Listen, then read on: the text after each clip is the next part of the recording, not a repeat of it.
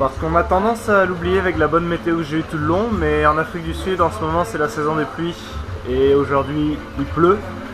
Et j'ai regardé la météo, cet après-midi il pleut et demain il pleut et après-demain il pleut. Donc il y a un moment il faut partir de Kofi Bay et aujourd'hui on a 400 km à faire sous la pluie. Ça va pas être facile. On va essayer ça, défi relevé.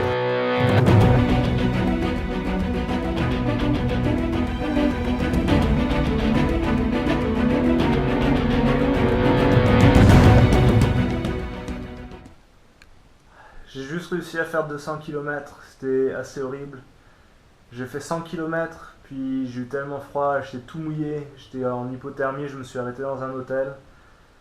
J'ai pris une douche, j'ai mis d'autres affaires sèches, puis j'ai fait tous les commerces pour essayer de trouver un imperméable ou des trucs étanches, j'ai rien trouvé. Alors du coup je suis reparti pour un autre 100 km, et pareil, j'en pouvais plus, alors je me suis arrêté dans un autre hôtel où je suis maintenant. Demain, j'essaierai d'acheter des vêtements étanches parce que c'est pas possible, je peux pas continuer comme ça. C'est horrible, c'est horrible. J'ai froid, je tremble, j'en peux plus, je suis en hypothermie constante et voilà. Mais ça va le faire, ça va le faire. Et voilà, j'ai fait du shopping. Mieux vaut tard que jamais, mais au moins j'ai l'équipement waterproof. Hier j'en ai vraiment chié. Aujourd'hui il me reste encore un peu plus de 200 km à faire, ça devrait passer.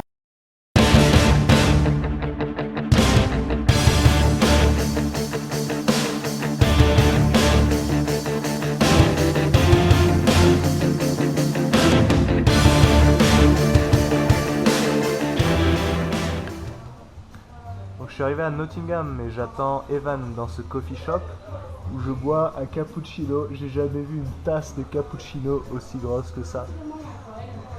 L'équipement ça change beaucoup. Je pense que je me suis juste fait surprendre par le froid et la pluie et je m'attendais pas à ça. Il y a eu du soleil tout le long du voyage et c'est juste ces derniers jours, depuis hier où il y a de la pluie et où je me les pèle et où j'ai failli mourir plusieurs fois d'hypothermie. C'était pas marrant. C'était dur, j'ai repoussé les limites, c'était tout sauf marrant. Alright, on est parti de chez Evan.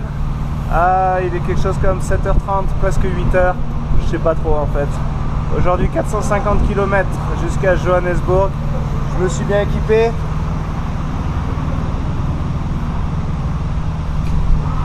J'ai essayé d'étanchéer de mec waterproof un maximum. Il fait 10 degrés, c'est pas très chaud avec le froid, la pluie. Wouh! Donc on essaye d'aller à Johannesburg, 450 km.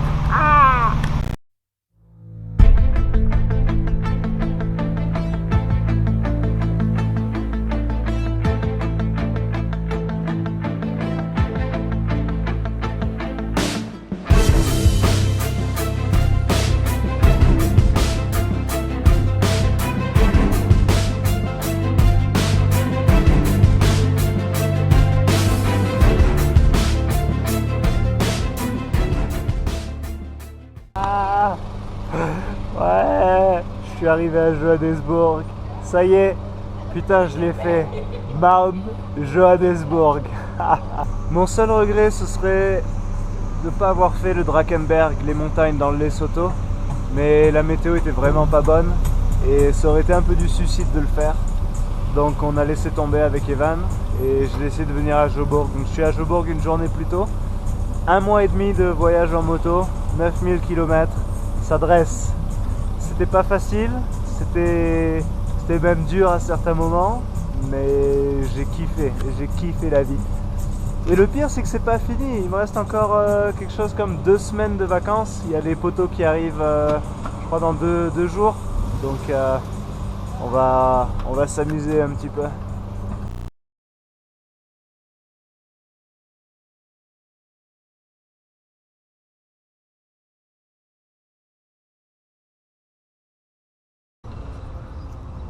Ça y est, les copains sont partis, on a passé une super semaine, on est allé au Blythe River Canyon, on est allé au parc Kruger, on a vu des animaux. Et là on rentre au Botswana, donc on a 1100 km à faire. Je vais pas faire ça en une journée, je vais le partager en 2 jours, je pense que je vais faire 600. Non, ça marche pas. 600, ouais, quelque chose comme ça. On va voir qu'est-ce que ça donne. Et voilà. Et c'est de la route encore, c'est de la route, donc j'ai envie de dire l'aventure est pas finie.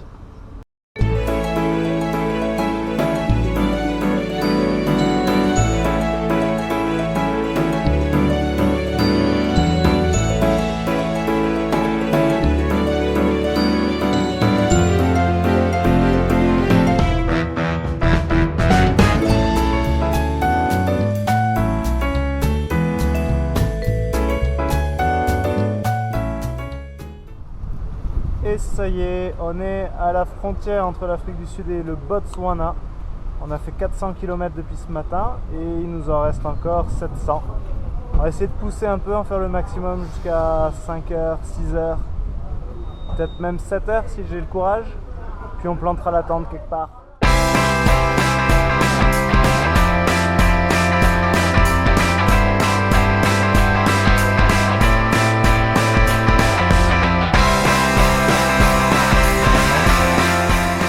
Voilà, la nuit commence à tomber, alors je me suis arrêté au bord de la route.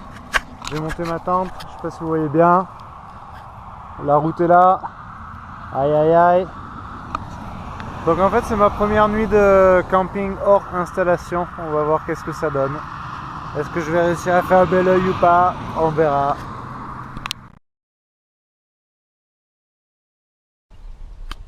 Et ben voilà, première nuit de camping sauvage.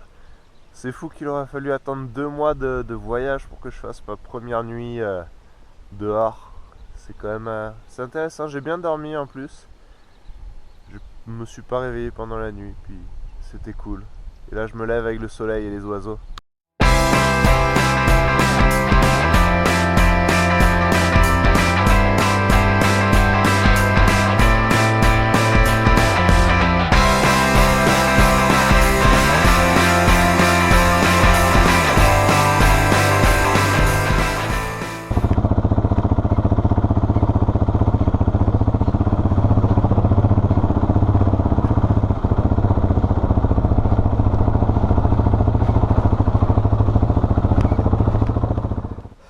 Et ça y est, je suis devant chez moi. Je viens d'arriver à l'instant et j'ai l'impression que je suis parti que depuis hier. Alors qu'en fait ça fait 2 mois, 10 300 km.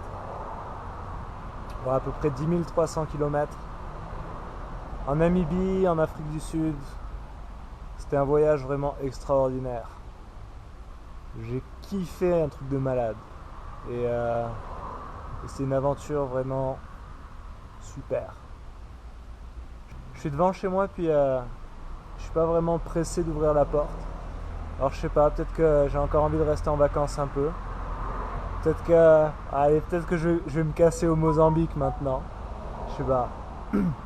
Non, puis peut-être, je sais pas, j'ai pas envie de retrouver ma routine maintenant, ou je suis déjà en dépression post-voyage, je sais pas. Mais c'était super, plein de choses à faire ici maintenant. C'était cool.